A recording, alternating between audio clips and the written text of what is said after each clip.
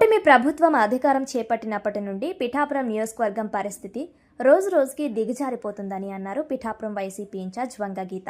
ఈ 2 సంవత్సరాల వ్యవధిలో ఎన్నడూ లేని విధంగా పిఠాపురం నియోజకవర్గం అంతా మతాలు కులాల విద్వేషాలతో రగిలిపోతుందని మండిపడ్డారు.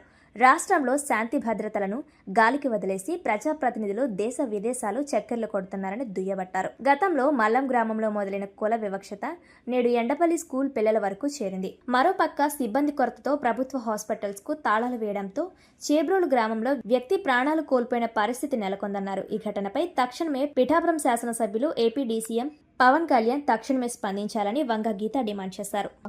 ఉన్నట్లుగా ఈ గొడవ కొన్ని రోజుల కిందటి నుంచి జరుగుతున్నట్లుగా అది నిన్న వెలుగులోకి రావటం జరిగింది.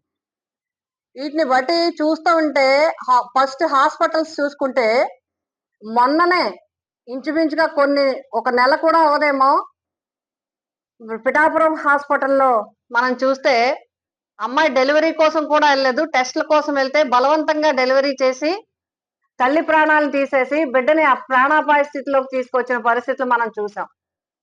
నిర్లక్ష్య విధానం వైద్యంలో సరిగా పట్టించుకోకపోవడం, అప్పుడు కూడా అంబులెన్స్ ని పిలిస్తే వెంటనే రాకపోవడం, ఆ తల్లి ప్రాణాలు కోల్పోవాల్సి వచ్చింది. అదేవిధంగా చేబ్రోల్లో నిన్న 50 సంవత్సరాల వ్యక్తి మరి హాస్పిటల్ కి గుండె నొప్పిగా ఉందని చెప్పి వెళ్తే ఎవ్వరూ లేరు. అక్కడ హాస్పిటల్ కి తాళాలు వేసేసి ఉన్నాయి. ఆ హాస్పిటల్ మామూలుగా ఉండే హాస్పిటల్ కాదు.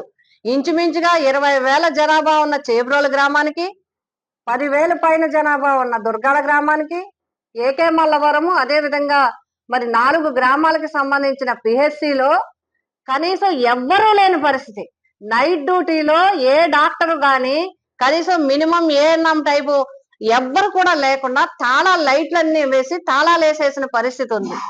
ఆ పరిస్థితుల్లో అతను కూడా ఉండేవాళ్ళు అంబులెన్స్ కి ఫోన్ చేస్తే ఎప్పుడు గతంలో ప్రభుత్వంలో వైఎస్ రాజశేఖర రెడ్డి గారు ప్రవేశపెట్టిన మరి 108 ఎప్పుడు కూడా ఫోన్ చేసిన 10 నిమిషాల్లో అందరినీ వచ్చి ఎక్కడికైనా సరే, అది అడవి ప్రాంతమైనా ఏ ప్రాంతమైనా కూడా వచ్చి తీసుకెళ్లి ప్రాణాలను కాపాడిన పరిస్థితులు ఉన్నాయి తప్ప ఇలా గంటన్నర అయినా కూడా అంబులెన్స్ రాకపోవడం వల్ల నిర్దాక్షిణ్యంగా అతను ప్రాణాలు పోగొట్టుకోవడం జరిగింది. ఇదేనా ఏం జరుగుతుంది? పరిపాలన ఏం జరుగుతుంది? అధికారుల తీరు ఏం జరుగుతుంది? ఇక్కడ హాస్పిటల్స్ ఒక దగ్గర మందులు ఉండవు, ఒక దగ్గర మనుషులు ఉండరు, ఒక దగ్గర డాక్టర్లు ఉండట్లేదు, ఒక దగ్గర ఇది ఉండదు. డాక్టర్లకు ఉండే సమస్యలు డాక్టర్లకు ఉన్నాయి, 4th క్లాస్ ఎంప్లాయీస్ ఉండే సమస్యలు 4th క్లాస్ ఎంప్లాయీస్ ఉన్నాయి, నర్సులు చెప్పే సమస్యలు నర్సులు చెప్తున్నారు. వీళ్ళిద్దరి మధ్య, ప్రభుత్వము అధికారుల మధ్య ప్రజల ప్రాణాలు కోల్పోయే పరిస్థితి ఏర్పడతా ఉంది. మల్లాంలో జరిగిన మరి గ్రామ బహిష్కరణ మొదలుపెట్టి ఈ రోజు ఎండపల్లిలో జరిగిన విద్యార్థులకి టీచర్ల మధ్య జరిగే విషయం వరకు మనం చూస్తే ఇది చాలా దురదృష్టకరం. ఇది పట్టించుకోనితనం. ప్రభుత్వం పోకపోవడం వల్ల ఈ సంఘటనలన్నీ జరుగుతూ ఉన్నాయి. ఎందుకు సంఘటనలు పునరావృతం అవుతున్నాయి? ఎందుకు కులాల దూషణలు జరుగుతూ ఉన్నాయి? ఎందుకు కులం పేరెత్తి మాట్లాడుతున్నారు? ఎందుకు మహిళల్ని కించపరిచే విధంగా మాటలు వస్తూ ఉన్నాయి? ఇవన్నీ అంటే భయం లేకపోవటం వల్ల, ఇక్కడ సరైన అధికారము సరిగ్గా చేయకపోవడం వల్ల, కంట్రోల్ లేకపోవటం వల్ల. ఇది ఎక్కడికి చూడండి, మీరు ఎవరైనా పరిశీలించండి. మీరు రాజకీయంగా విమర్శ చేయట్లేదు. ఒక ఎంఆర్ఓ ఆఫీస్ లో సరైన అధికారులు ఉండరు, ఎండిఓ ఆఫీస్ లో సరైన అధికారులు ఉండరు, మున్సిపల్ ఆఫీస్ లో సరైన అధికారులు ఉండరు.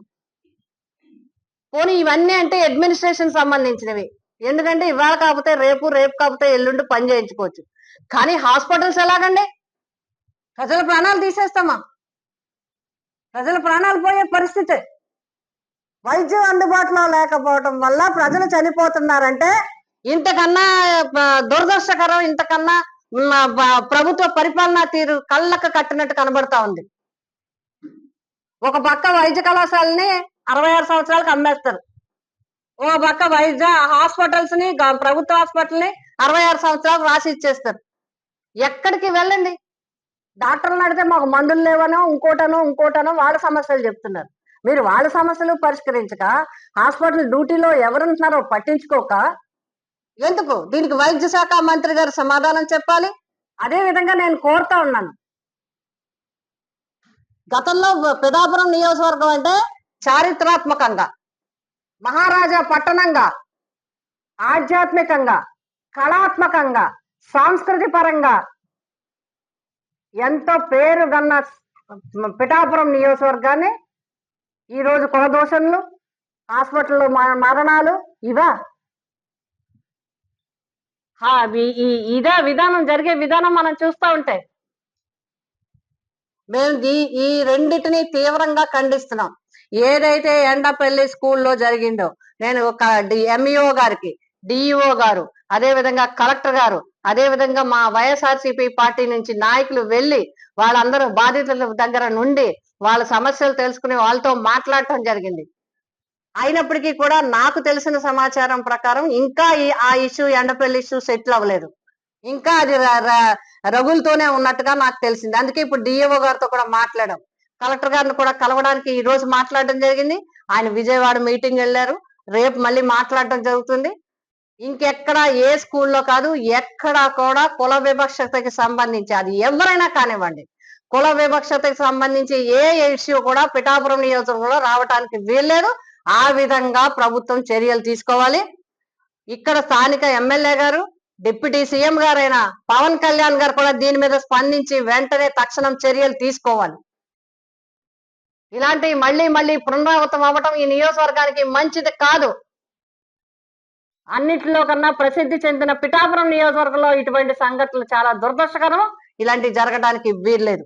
అంతేకాదు, వైద్య శాఖ మంత్రి గారు తక్షణం పిహెచ్సిలన్నింటినీ కూడా పరిశీలించాలి.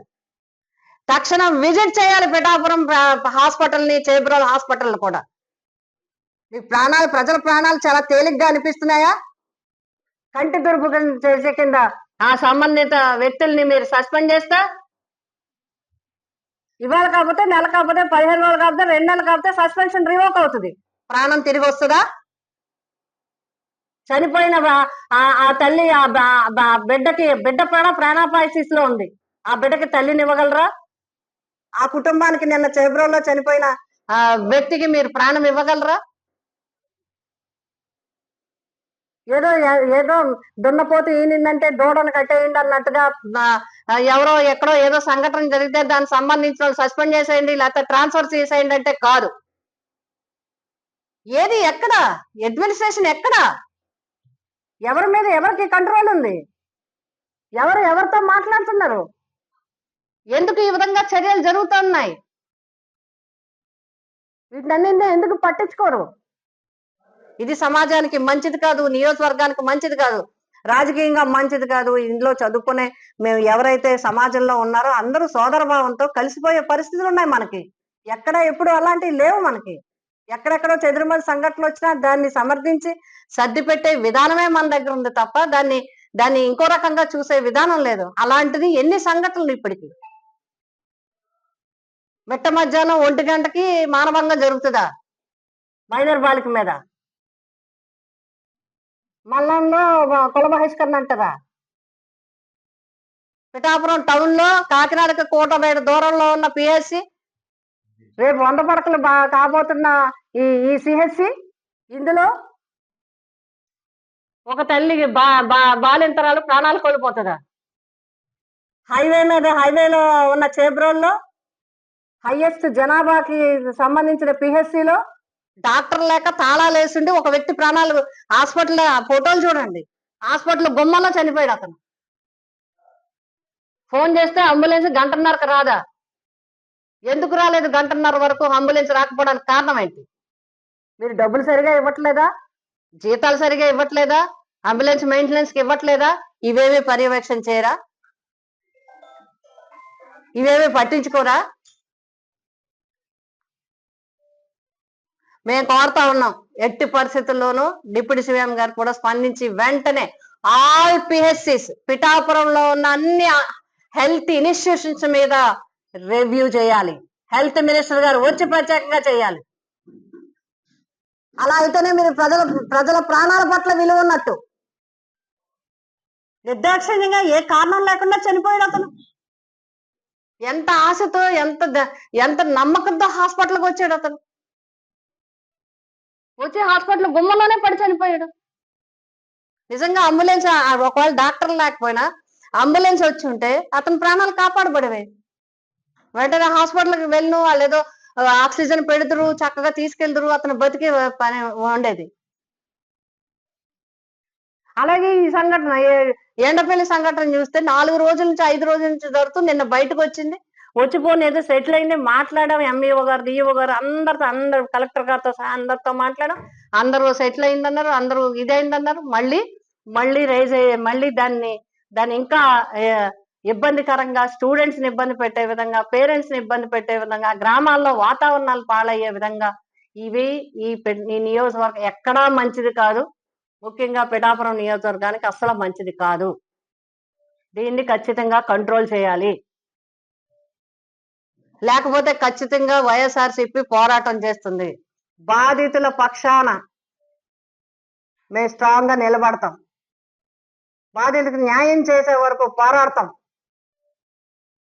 మరి వెన్నంటే ఉంటాం మేము.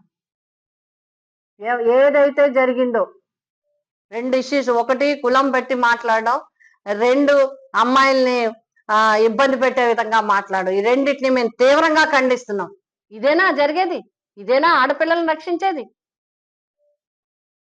ఇదే జగన్ గారి ప్రభుత్వంలో అయితే భయపడేవారు ఎవరైనా. లేనిపోని అపనిందలేసి, లేనిపోని ఇదేసి, ఆడవాళ్ళు ఇదని అదని చెప్పి ఈ రోజు నడి రోడ్డు మీద జరుగుతుంటే, విద్యాలయాల్లో జరుగుతుంటే, వైద్యాలయాల్లో జరుగుతుంటే ఏం మాట్లాడకపోతే ఎలాగా? స్పందించకపోతే ఎలాగా? తక్షణం స్పందించాలి. దీని మీద తగిన చర్యలు తీసుకోవాలి. అప్పటి వరకు ఇలాంటివి మళ్ళీ పునరావృతం అయితే ఖచ్చితంగా వైఎస్ఆర్సీపీ, మేము పిఠాపురం నియోజకవర్గ వైఎస్ఆర్సీపీ కుటుంబం అంతా కూడా మరి ప్రజల పక్షానే నిలబడటం జరుగుతుంది. ప్రభుత్వాన్ని ఇంకా నిలదీయడం జరుగుతుంది. ఇలాంటి సంఘటనలు పునరావృతం కాగడానికి వీల్లేదు. 1, 2 హాస్పిటల్స్ అన్ని కూడా సెటరేట్ అవ్వాలి.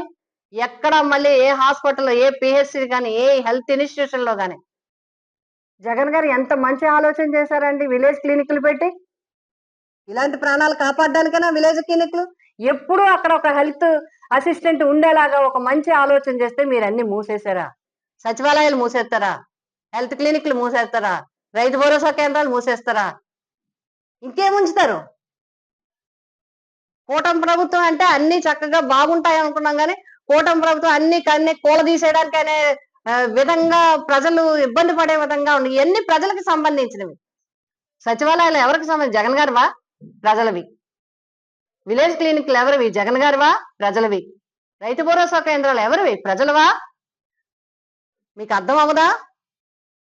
ప్రజల కోసం ఏం చేశారో మీకు అర్థం అవదా? జగన్ గారి మీద కోపం ఉంటే వేరేగా మాట్లాడుకోవాలి. అంతేగాని ప్రజల మీద కక్ష తీర్చుకునే విధంగా చేస్తే మాత్రం వైఎస్ఆర్సీపీ ఊరుకోదు. ఖచ్చితంగా ఇంకా గట్టిగా పోరాటం చేస్తాం.